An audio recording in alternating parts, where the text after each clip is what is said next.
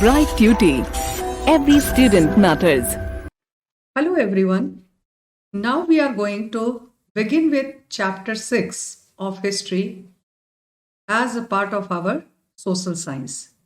And this chapter 6 is about towns, the people they live over there, the concept and the construction of the society during the period of the medieval India. History is divided into three parts: ancient, medieval, and modern. So, about the people, the development of the towns, development in the society, the societal structure, the different systems followed in the society, like the caste system, trade and business, ruling class, religious facilities, and the religious practices done by the people. But entire thing we are coming to discuss in the reference of the medieval period in the Indian history. How the people were living in towns, how the towns emerged, emergence of the new trading towns, involvement of the people, which how the people they were living, lifestyle of the common people. Then not only that, the common people, with that, the hierarchical position in the society like Brahmins, Kshatriyas, Vaishyas, Shudras. So, in there, the complete detailed description about this, the leading role played by Brahmins, not only in northern India but also in southern India, the status of women, then as a warrior class, Kshatriyas, how they were protecting the society, Vaisyas, the community which were specially specified in the medieval history as a trader and the business community. But all such things we have to discuss in the context of our country, and the period is mentioned like medieval period. So variety of urban centers which is been developed during this period. India was very prosperous. It is during the medieval period, means that the lots of prosperity was there in our country. This development was the result of the political and economic policies which is provided by Delhi sultans and the Mughal rulers. They have contributed a lot how to bring prosperity to the country. Trade and commerce also flourished under the patronage of the kings.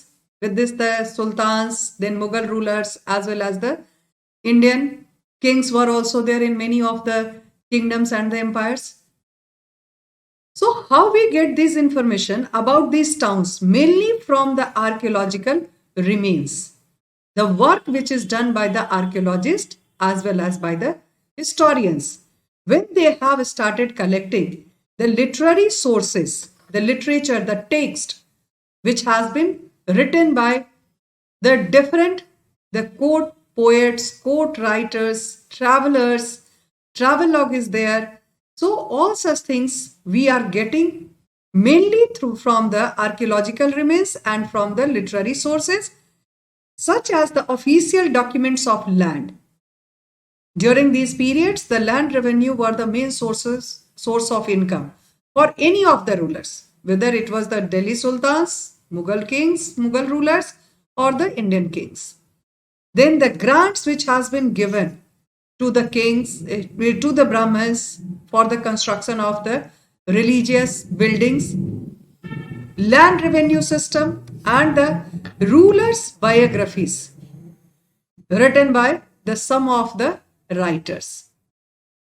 So these are the main sources through which or from which we are getting the entire description about that, the urban life, the urban cities, the trading towns, lifestyle of the people, how the kings and the rulers they were ruling, their administration, their religious policies, how they were dealing with their subjects. Entire things we are getting from the official documents of land, the grants which were given by the king or the ruler or by any of that, the wealthy person, land revenue, as well as the rulers' biographies. We also get information from the accounts of foreign travelers like Ibn Battuta. He was a foreign traveler, visited to our country. Al-Barini also visited in our country. Durate Barbosa and the Ralph Fitch. These are some of the names which is mentioned over here about the travelers who visited during the medieval period in our country, and they have written their accounts in the context of the rulers wherever they visited the different parts of the country. They have started depicting, writing about that, the ruler, about lifestyle of the common people, what type of the administrative system were there. All such things were mentioned by them. And this is the main source of the learning or to get the idea about the medieval history. Medieval times can be categorized into three types. On the basis of these records only, these historians they have, or these the travelers they have just categorized the medieval towns into the three different types. One, first they have given about the administrative or the court towns, where the center of the administration is there. Then pilgrimage towns, as well as the port and the trading towns. Here is the picture given about that, how these were looking like. These were the all the important that the places which developed, most of them they developed during the medieval period in India, and this was the contribution of the different rulers of our country. And still it has been preserved as the important monuments of our country. These are collected from the different parts of India, not specified only in one place, but the varieties of the towns and the cities were developed, which attracts the tourists even nowadays also. In those days also, it was considered the very important cities. Nowadays also, these cities attracts the traveler and the tourists to visit and to they have to collect the idea about that, the art and architecture, which was flourished during the medieval period. Then first of all, coming to discuss with the capital towns or court towns. Capital towns or the court towns, which basically mentioned by the writers or the court writers about that, the administration. This means that how the administration was been controlled, how whether it was decentralized or not, how they have to meet with the king or the ruler, how their policies has to be implemented in the different parts of the country or the territory which were controlled or ruled by them. So what is the importance? The court towns were the capital cities and the official seats of the kingdom. All the officials, administrators, they were supposed to be there in the capital city. During the Rajputs' reign, one example is quoted over here. During the Rajputs' reign, Delhi, Kannauj, Ajmer, Dhera, Mehoba developed as the court towns of different Rajput rulers. Different rulers, according to their territory, they were having their own capital cities or the capital towns. Can also be said that the court towns. During the period of Delhi Sultanate, Lahore and Delhi were the capital as well as the court towns of emperors. During the period of the Mughals, also they have shifted there. Even though we can say discuss about that, the only during the period of Akbar shifted. First it was there in Agra, then he has shifted to Fatehpur Sikri, and as well as the Lahore was also kept as a capital for the Mughal emperors. So this is about the Akbar, the renowned Mughal ruler, established Agra as the center for India. It is also nearby Delhi, and he has kept this, established this city as a center for the country of our country, India. The court towns were capital cities. This is about that. Then in the around the 1571, this is the first he has declared the Akbar. Akbar has declared established Agra as the center of India. Around 1571, Akbar transferred his capital from Agra to Fatehpur Sikri. At that time, in this year, earlier it was Agra, But in this year, what he did, he has shifted his capital from Agra to Fatehpur Sikri. Then what it says that in 1639, Mughal Emperor Shah Jahan, he established his new capital and the city is named as Shah Jahanabad. With his name only. Shah Jahan, he has developed a city around Delhi only in and named as Shah Jahanabad around 1585 to 1895. Lahore was the capital of Mughal Emperor Akbar. Lahore was also kept as a capital for by Akbar. He was the one of the greatest ruler of the Mughal Empire. So some of the South Indian cities also, they are like Badami, Ellora and Kanchi under the Pallava king. Ellora and Kanchi, this is under the Pallava king. It was kept as a capital city. Kalyani and Vengi under the Chalukyas. Devgiri under the Yadavas. These are acted as the port towns of southern India. Just like as the northern India, even in the southern India also, many a times the capital cities were shifted by the rulers as according to their convenience. This is the image or the picture given about that, the Mughal court for their administration, how they were ruling throughout the country. Then as per the categorization, the second it comes about that, the pilgrim town. We are coming to discuss with this, which were the pilgrim centers which developed during the medieval period.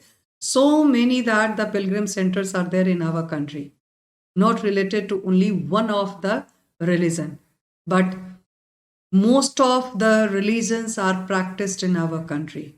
Almost all the important religions are practiced in our country, right from Hinduism. Then we have Islam, Buddhism, Jainism, Sikhism, Christianity, Zoroastrianism. So almost all the important religions are practiced in our country. As many as religion we have, so many of that the pilgrim centers are also there in our country. Not all, but some of them we are coming to discuss over here as per the description given in our textbook.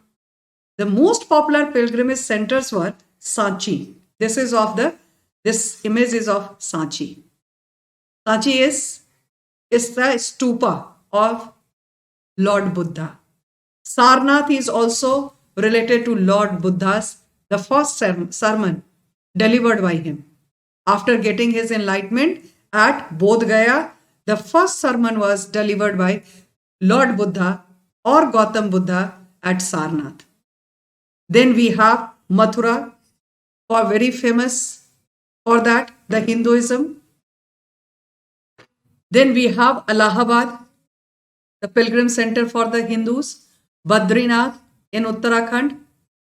Allahabad is in Uttar Pradesh. Mathura in Uttar Pradesh. Sanchi in Madhya Pradesh. Bodh Gaya in Bihar. Sarnath is in Uttar Pradesh. Kedarnath, Uttarakhand. Haridwar, Uttarakhand. Banaras, Uttar Pradesh. So this way, we have so many that the pilgrim centers. Other than that, we have Fatehpur Sikri, Ajmer. Ajmer Sharif is very famous for one of the most important Sufi saint of the Chishti. Ajmer Sharif, also known as Khwaja Moinuddin Chishti's Dargah tomb, is over there, and which is equally important for Hindus and the Muslims. Both of these community people, they visit over there. Then we have Amritsar. This is the image of Amritsar.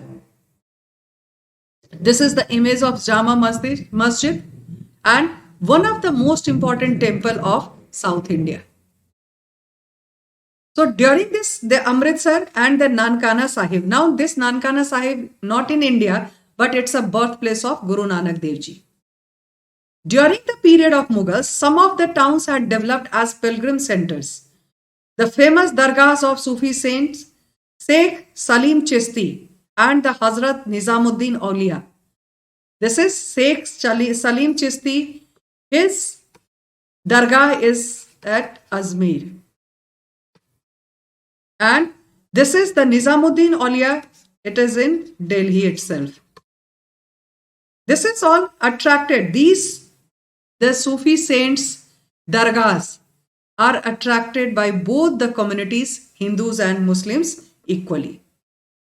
So this is the importance and the cities which has been developed by the Muslims, by the Hindu rulers. Then next we are coming to discuss with the port cities, which is very important for the trade and commerce, for the business, for the merchants. So this is the earlier during the medieval period when the development was not like that. This is the concept of the trading towns. And this is the East India Company. They have developed their factory in Calcutta on the bank of Hooghly River at that time. So this is now about the port city and their importance in the context of the trade and business and which developed during the medieval period. India is a subcontinent having sea coasts on its three sides. The peninsular part of the southern India is also known as the peninsular India. So all the three sides we have the water bodies. Bay of Bengal in the eastern side, western side we have Arabian Sea, and at the below the Kanyakumari we have Indian Ocean. The southernmost part we have Indian Ocean. So mainland of India, which is Kanyakumari in Tamil Nadu, they have it is situated on the coast of all the three seas: Indian Ocean, Arabian Sea, and Bay of Bengal. So this is the importance of India having trade relations, not only in medieval only, but since the ancient time. Not the maritime or the overseas trades, but the land routes were also there. But here we have to concentrate, we have to discuss about the port cities in India, how it has been developed during the medieval period, and some of the important port cities we are coming to discuss inside this topic. India is the demands of luxury goods and the services made by the nobles led to the development of trade on large scale. Nobles were actually, in a simple manner, we can say that nobles were the term used in medieval Europe, who they were having the control over the land. And their main purpose was to collect the revenue. Land revenue were collected by the nobles, which was known as the feudal dues and the feudal collections. Feud is a term, it's actually a German term which means the land. And the ownership which has been given and the lands which were under the control of the wealthy person of the society in the medieval history were the nobles. They were the nobles, and as they were the rich and the wealthy person in the society, so they were leading a very luxurious life. So the demands of luxury goods and services made by the nobles led to the development of trade on large scale. As they have put up the demand, and this is the principle of economics. Supply depends upon the demand. The production depends upon the demand. So the demands were there, they are put up by the nobles, which brought the development at the large scale.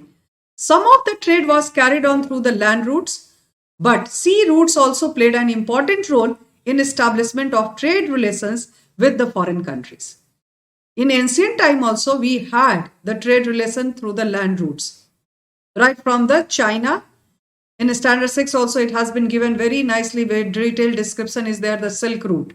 Right from the China, by passing through the India, collecting this cotton, muslin, as well as the spices, and then via Central Asia, they reach to the European continent. So the same way, it is described over here also. Some of the trade was carried on through land routes, but sea routes also played an important role in the establishment of the trade relations with the foreign countries. Now we are coming to discuss, it is in India, Surat was the most important port city during this period, during the medieval period which is situated on the southern coast of India. It is one of the most important cities of Gujarat even nowadays also. So this is about the Surat. Now, India is a subcontinent having sea coast on its three sides. Hence, some port towns were developed in the eastern and the western coast of India, both the coast. Arabian Sea on the map in the two-dimensional way. If we open our book, left hand side it comes the Arabian Sea, right hand side it comes the Bay of Bengal. But direction wise, with the geography, cardinal direction, this right hand side Bay of Bengal is in the eastern coast and Arabian Sea is in the western coast. So what it says that some port towns were developed in eastern and western coast of India. In that, Cambay, Sopara, Broch. Now also it is, so many names are there, Bregu Kacha, Bharuch, and earlier it was known as Broch, Surat, Cochin, Goa, then Kavlan became very important seaports because of flourishing trade relations with the African and many European countries. These all are on the western coast. These all are situated on the western coast. All these, the cities are on the western coast, the port cities. So this is, in these countries, there was a great demand for Indian spices. Which these countries? This is Africa and Europe. This is the African continent and the European continent. They were having a very great demand of the Indian goods. Then Tamralipati, it is in Bengal, and Vishakhapatnam in Andhra Pradesh. Now eastern coast towards the Bay of Bengal we are coming to discuss. So this eastern coast now, they are Visakhapatnam and Tamralipati were the major seaports through which India made trade relations with southeastern countries of Asia. Southeast Asian countries of Asia through which Bay of Bengal, it is easy to move. Movement is easy for the traders and the businessmen through the Bay of Bengal. So that this is the main importance of this, the water bodies, the peninsular part of India and the development of the port cities in the medieval period in our country. With this, the port cities, now the development of the trading towns, how the trade and business developed, which also gave the development and the establishment of the trading towns, the trade and the business centers, how it has been developed. Some of the commercial towns which developed as a result of the products found in that region or because of its nearness to ports or long important trade routes, there were inland trading towns also. Not only that, the trading towns were developed only on the port cities, but inland also, which is away from that, the coastal towns. There also the trading route, due to the trading routes, which is very important, the inland trading towns also developed. The inland trading towns were linked by roads to the other administrative centers. These the trading centers and the towns which were developed. See this, the roads are being constructed through which they were moving. The movement of the goods and the commodities from one place to another is taking place. This is one of the example quoted of this. This picture, this image is of the Kasim Bazaar, Calcutta. Very important trading center during the British period. Or before that also it was there. So what it says about that, the inland trading towns were linked by roads to the other administrative centers or the craft centers. What are the things to be exported from the coastal towns or from the port cities? Somewhere it has been manufactured inside the towns. So this inland towns, the important trade towns, which is inland, which is inside the, means not on the coast, they are inside the mainland of the country, were connected through the roads. Example of such towns are the Kosian and the Bayana in Rajasthan. Patna in Bihar, and then Kumbakonam in Tamil Nadu. These are the names of the trading towns which were situated in inland area. Kasim Bazar in Bengal. This is Kasim Bazar in Bengal was an important trading center for cotton as well as the silk. This is the picture of Kasim Bazar. Then other than that, Thatta in Sindh. Earlier it was the part of India. Now it is went with Pakistan. Western side was the largest trading center of India during the Mughal period. So this is about the trading towns and the main urban center. What it says about that? The main urban center and the urban trade towns during this reign of the Mughals, during the period of the Mughals. These empires were Agra, Delhi, Lahore, Multan and Srinagar in North India, and Surat and Hilwara, Ahmedabad, and this is the Patan. Patan, it is in Gujarat, were in the west, while the Decca, this is Dhaka, what we are calling it now Dhaka as the capital of Bangladesh. Hooghly, Patna, and Murshidabad were most important trading centers in the eastern part of India. So this is all about that, the description of the trading towns. First of all, we discussed throughout the country, then the involvement of the traders and the merchants, how they were collecting the commodities and whatever the goods which were great in demand in the Africa and the Europe, and how these the traders and merchants, which sea routes they were using to go with the commodities, and they can move, their movement is with the Arabian Sea, their movement with the through the eastern coast towards the Southeast Asian countries. So this way, all these the trading centers in our country, as vast as the Indian territorial area is there, so vast that the trade centers were also developed. Overall, it is given, then the centers in the northern India, then centers in the southern India, western part as well as the eastern part. So almost all the important trading towns and the centers has been explained over here during the medieval period.